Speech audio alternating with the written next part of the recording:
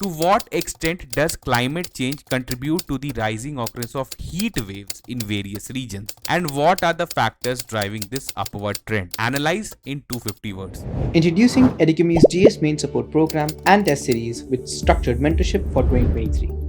This program is a valuable resource for students preparing for the mains examination this year and those planning to appear the next year.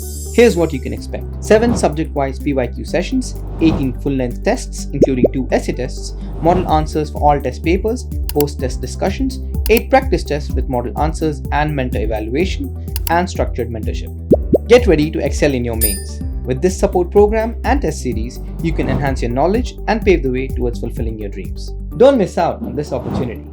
Register now and seize the chance to become an expert in your mains preparation. Take charge of your aspirations and make them a reality. Now this question is asked under the word limit of 250 words. So you know this is basically a descriptive question compared to what we see in a 10 marker question जहां पर word limit आपका 150 words रहता है. तो जब भी आप 250 words के question को देखते हैं कितने questions रहते हैं, अगर आप बोलेंगे जो 15 marker के question रहते हैं तो अराउंड 10 questions आपके जो है वो 15 marker के रहते हैं. We have already discussed कि 15 marker question के लिए the maximum amount of time that you can dedicate in the exam situation, क्योंकि आपके पास total 180 minutes है और आपको 10 marker और 15 मार्कर क्वेश्चन दोनों को सॉल्व करना है. तो 15 मार्कर के एक क्वेश्चन में maximum time you can dedicate is 10 minutes. Now अभी आप क्या करिए, आप स्क्रीन पे जो क्वेश्चन देख रहे हैं, टेक अ टाइमर. कोई भी आपके पास कोई वॉच होगा, स्टॉप वॉच होगा, उसमें आप 10 मिनट्स का टाइमर लगाइए, काउंटडाउन लगाइए एंड स्टार्ट राइटिंग आंसर. अगर आप 10 मिनट के अंदर if you can write a good introduction, you can frame at least, you may say if this is a question is at 15 marker, तो at least you have framed 10 points within the body of the answer और आपने एक conclusion लिख दिया है, तो आपको एक अच्छा एवरेज मार्क्स एग्जाम में मिल जाएगा. नाउ अगर आप बोलेंगे कि अब हमें सबसे बेस्ट मार्क्स कैसे मिलेगा, बेस्ट मार्क्स क्या होता है, बेसिकली 60%. तो सबसे बेस्ट मार्क्स अगर आप मान के चलेंगे तो आपको कितना मिल सकता है, अराउंड 8 या 9 मार्क्स मिलेगा आपको. मैक्सिमम मार्क्स इन 15 मार्क्स आप ये उम्मीद कर सकते हैं यूपीएससी के द्वारा. अब मैक्सिमम मार्क्स कब फेच किया जाता है, व्हेन आपने सारे रिक्वायरमेंट्स को एड्रेस कर दिया है, introduction, body, conclusion, and after that you उसके अलावा आपने कुछ value added points, examples quote किया है, डायग्राम्स बनाया है, या फिर अगर इन केस ऑफ ज्योग्राफी का क्वेश्चन है तो if you have drawn the diagram और स्कीमेटिक डायग्राम बना सकते हैं, या फिर आप जो है अगर इंडिया का मैप बना के बता दे तो और भी अच्छा है. तो इस तरह की चीजों को से आपको 1 और 2 मार्क्स एक्स्ट्रा मिलेंगे, तभी जाके आप मैक्सिमम मार्क्स रीच करेंगे. And you have to do all this things within 10. अब आप सोचिए कि 10 मिनट के अंदर आपको आंसर भी फ्रेम करना है, आंसर भी लिखना है और उसके साथ कुछ वैल्यू एडेड पॉइंट्स भी ऐड करना है, तब जाके आप मैक्सिमम मार्क्स, जो कि आप सुनते होंगे टॉपर्स का स्कोर कि they score somewhere around 95 to 100 और समटाइम्स 110 120 नंबर भी GS1 में लाते हैं. तो उस मार्क्स को रीच करने के लिए आपको इन सारे फेजेस से होके गुजरना पड़ेगा. ऐसा नहीं है कि आपने सारा पढ़ लिया है और एक रात पहले जाकर आप सिर्फ मेंस के पहले सारा पॉइंट्स रिवाइज कर लेंगे और वहां जाके लिखेंगे तो आपको मैक्सिमम मार्क्स आ जाएगा. नहीं, उससे नहीं आएगा. आपको एक एवरेज मार्क्स मिल जाएगा 80-85, लेकिन आपको पता है that is not enough to qualify this exam, क्योंकि कंपटीशन बहुत टफ है. आपको अपने बोल सकते हैं कि अपने जितने भी टेक्निक्स हैं, जो आपके पास ऑलरेडी एक्वायर्ड स्किल्स हैं, उसको और इंप्रूव करना है. और ये कैसे होगा, ओवर द टाइम. अगर आप डेली एक क्वेश्चन प्रैक्टिस करेंगे तो definitely in the end you will be a winner. अब यहां पर हम लोग देखते हैं इस क्वेश्चन को, तो हमने देखा है कि यहां पर क्लाइमेट चेंज की बात हो रही है और वो बता रहा है कि आपको बताना है कि to what extent climate change contribute to the rising occurrence of heat wave. आपको पता है रिसेंट टाइम्स में इस साल भी हीट वेव बहुत बार डिक्लेयर हुआ इन डिफरेंट रीजन्स, क्योंकि आपको पता है कि नॉर्मल टेम्परेचर्स था जो आप बोल सकते हैं ड्यू टू डिफरेंट रीजंस वो राइज कर गया है और इसके वजह से बहुत ज्यादा ह्यूमन लॉसेस हो रहा है और आप बोल सकते हैं एग्रीकल्चर लॉसेस हो रहा है हीट वेव की वजह से. तो इस सब चीज के बारे में हीट वेव से आप उम्मीद कर सकते हैं कि क्वेश्चन आपसे पूछा जाएगा. अगेन एक चीज और आप यहां पे रख सकते हैं कि ना question related to heat wave can be asked in GS1 or it can be asked in GS3 also. इस देखिए कुछ ऐसे टॉपिक्स होते हैं, जैसे आपको पता है कि you have a topic of geography in GS1 but you have a topic of environment in GS3. तो क्या होता है कि जो GS1 और GS3 के टॉपिक्स होते हैं बहुत ही ज्यादा आप बोल सकते हैं क्लोजली रेंज्ड है. अब एक हीट वेव का क्वेश्चन है तो वो इन्वायरमेंटल फैक्टर इशू है, एट द सेम टाइम ये ज्योग्राफिकल फिनोमेना भी है. तो इसी कारण you can expect such questions in GS1 and GS. लेकिन इसमें ध्यान क्या रखना है, when a question is asked in GS1 you have to keep in perspective the geographical aspect of this question. But when a question is asked in the GS3 or you may say environment, then you have to focus more on the environmental factors. ठीक है, या environmental जो उसके aspects हैं, उसके repercussions हैं, उसके बारे में आपको फोकस करना है. तो based on paper आपको अपना फोकस शिफ्ट करना है. ठीक है, ये बहुत ध्यान रखिए. ऐसा नहीं है कि एक क्वेश्चन आपने ज्योग्राफी पर बेस देखा इन GS3 तो आपने पूरा ज्योग्राफी ही लिख दिया. तो वहां पर आपको हो सकता है कि वो क्वेश्चन कुछ इकोनॉमिकल एस्पेक्ट्स पूछ रहा होगा, भले वो ज्योग्राफी का टॉपिक हो, लेकिन it is asking about for example एक हम लोग लेते हैं टॉपिक जैसे एग्रीकल्चर. नाउ एग्रीकल्चर के बारे में you read in geography also, you read in economy also. When a question is asked in the GS1 you have to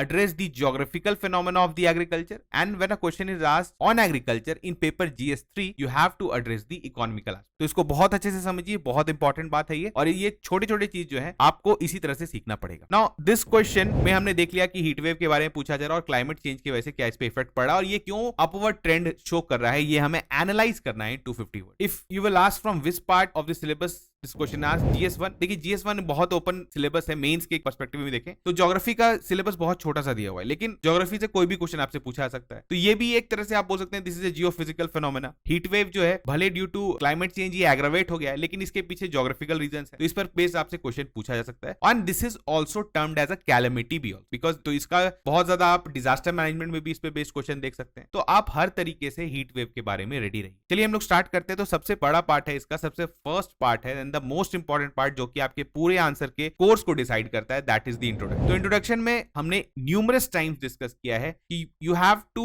tell the examiner that you have understood the requirement of. आपको सिर्फ इतना बताना है कि आपने question के requirement को समझ लिया है and you are going to address that in the body part. क्योंकि अगर आप इसको बता देते हैं अगर विद इन 25 to 30 वर्ड्स, तो एग्जामिनर को इतना भरोसा हो जाता है कि आपको इस टॉपिक के बारे में पता है. अब आपको बहुत कम पॉइंट्स भी पता है इस टॉपिक के बारे में, still you can suffice that. वो स्टिल सफिशिएंट होगा अगर आपने अच्छे से इंट्रोड्यूस कर दी. ठीक है, इसी कारण बहुत लोगों का मेन स्ट्रैटेजी आप देखेंगे तो डिस्पाइट कि उन्होंने बहुत ज्यादा नहीं पढ़ रखा है अबाउट एनी टॉपिक, लेकिन वो इतने अच्छे से इंट्रोड्यूस करते हैं किसी भी क्वेश्चन को कि एग्जामिनर को लगता है कि इसको आगे पता होगा ही. ठीक है, this is a basic human nature. इसी कारण इन सब छोटे पॉइंट्स पे आप ध्यान दीजिए. अब heat waves are extreme weather events characterised by prolonged periods of excessively high temperatures often accompanied by high humidity level. आप डिफाइन कर सकते हैं. इसके बाद आप बोल सकते हैं they are natural phenomena that can occur in various parts of the world affecting both urban and rural areas. Heat waves can be caused by a combination of meteorological factors including high pressure systems, stagnant air masses and absence of cooling winds. Now these are the meteorological factors. इसके अलावा कुछ human factors भी है, उसको हम लोग आगे body में लिख देंगे. नाउ हमने यहाँ पर एक इंट्रोडक्शन दिया हीट वेव के बारे में. आप ऐसा भी कर सकते हैं कि आप हीट वेव को इंट्रोड्यूस नहीं करें, लेकिन अगर आप कोई रीसेंट न्यूज में अगर आपने कोई इंडिया के कंटेक्स्ट में देखा है तो यू कैन कोट की in the year 2023 we have seen deaths, अगर आप बोल सकते हैं जो फैटलिटीज हुए हैं, मोर्टेलिटीज हुए हैं ड्यू टू हीट वेव, आप उसको कोट कर सकते हैं. तो इस तरह से आप करेंगे तो अच्छा लग जाएगा कि अच्छा आपको हीट वेव के राइजिंग इश्यूज के बारे में पता है. आप इस तरह से भी स्टार्ट कर सकते हैं. आप हीट वेव को जो है डिफाइन भी कर सकते हैं. It totally depends on you. कुछ भी करिएगा आपको इंट्रोडक्शन अच्छे से देना है. Now moving on to the body part. Body part में क्या है, सबसे पहले तो हमें डिफाइन करना है कि हीट वेव होता क्या है और हीट वेव हम लोग कैसे डिस्क्राइब कैसे करते हैं. Now what we have given is in bullet points. हमने आपको इस सारे टॉपिक के बारे में, because we try to give you detail answers, इस आंसर से ही आप जो है 50 to 60% अगर आप एग्जैक्ट एग्जामिनेशन में प्रोड्यूस कर देते हैं तो you are going to get very good marks. हमारा जो है वर्ड लिमिट एक्सीड कर सकता है, लेकिन आप इसी इंफॉर्मेशन को you can use in bullet points, you can use in, I have already told you can आप use diagrams like hub and spoke model में आप बना सकते हैं कि आप एक ऐसा बना दीजिए सर्कल में हीट वेव एंड कैसे कैटेगराइजेशन हो सकता है, आप ऐसे लिख सकते हैं classification of heat wave circle बना दीजिए. उसके अराउंड जैसे प्लेन रीजन में, प्लेन्स रीजन में क्या होता है, in the plains the heat wave is often defined as a period of at least 3 consecutive days with maximum temperature exceeding a certain threshold, typically around 40 degree Celsius. World over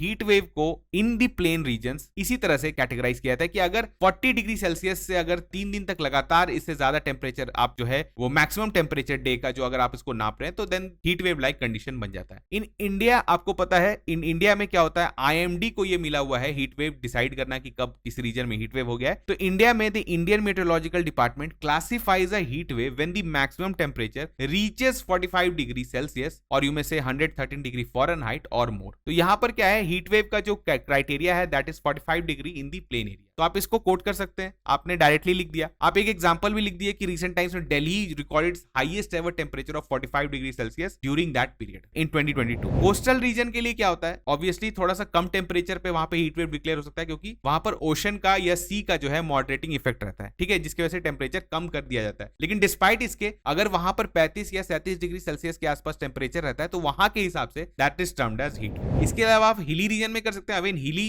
में तो temperature down रहता है, तो वहां पर भी कुछ अलग क्राइटेरिया है टेंपरेचर का। तो इस तरह से अगर आपने कैटेगराइज कर दिया तो आपने जल्दी से बता दिया कि how the heat waves are categorise. और इसको मैंने ऑलरेडी बोल रखा है कि you can use a hub and spoke model, flow diagram use कर सकते हैं, किसी भी तरह से डायग्राम आप यूज करिए, आप इसको आराम से बता सकते हैं। या फिर अगर आप वर्ड्स में बताना चाहते हैं, पॉइंट्स में बताना सकते हैं, बुलेट पॉइंट्स में, तो you can also do that. Now the second part is the factor driving this upward trend. हमने बोला है कि इसमें क्वेश्चन में पूछा गया कि क्लाइमेट चेंज की वजह से क्या ये एग्रेवेट क्यों हुआ है और ये अपवर्ड ट्रेंड क्यों शो कर रहा है। तो आप जैसे बता सकते हैं the first point is climate change. Climate change primarily driven by human activities such as green house gas. ये तो नॉर्मल ही है, आप किसी भी क्वेश्चन के आंसर में ग्रीन हाउस गैस एमिशन और जो आप बोल सकते हैं ग्लोबल वार्मिंग, इस तरह के टेम्परेचर्स जो आपका पता है प्री इंडस्ट्रियल टाइम से हम लोग को जो टारगेट मिला है 1.5 डिग्री टू 2 डिग्री सेल्सियस, उसमें हम लोग काफी पीछे चल रहे हैं और ग्लोबल टेम्परेचर राइज हो रहा है। तो उस केस में हीट वेव का जो सिनेरियोज है वो फ्रीक्वेंट देखने को मिलेगा ही मिलेगा। तो ये एक पॉइंट आपका बन जाता है। इसके बाद आप कुछ पॉइंट लिख सकते हैं जैसे changing land use and deforestation. Now देखिए, ड्यू टू ट्रीज आपको पता है उनके द्वारा जो ट्रांसपिरेशन किया जाता है और जो CO2 एब्जॉर्प्शन किया जाता है, डिफरेंट ऐसे एक्टिविटीज होते हैं, शेडिंग किया जाता है, जिसकी वजह से हीट वेव को सर्वाइव कर लिया जाता था पहले टाइम पे, बिकॉज ट्री कवर हमारे पास काफी ज्यादा था। लेकिन in the recent times due to industrialization और land use we have conducted large scale deforestation, जिसकी वजह से भी बहुत ज्यादा हीट वेव्स का, जो कि पहले भी एग्जिस्ट करता था लेकिन उसका इफेक्ट अब हमें ज्यादा दिख रहा है। तो आप इस पॉइंट को भी कोट कर सकते हैं। अब आप सोचिए कि और क्लाइमेट चेंज से कैसे जोड़ सकते हैं, तो एल नीनो की भी बात कर सकते हैं कि El Nino often increases temperature in Asia. आपको पता है एल नीनो ईयर्स जो होते हैं that are dry years in India, और इसका जस्ट अपोजिट जो लानिना ईयर्स होता है, उस साल हमारे यहाँ काफी अच्छी बारिश होती है और हमारे लिए काफी कंड्यूसिव कंडीशंस बन। तो एल नीनो ईयर्स भी आपको देखा जा रहा है कि इनका फ्रीक्वेंट ऑकरेंस हो रहा है। अगर फ्रीक्वेंट ऑकरेंस हो रहा है तो ये भी एग्रेवेट कर देते हैं heat wave like condition India में। तो this is also a reason. इसके बाद आप बोलिए कि रूरल एरियाज में we are going to C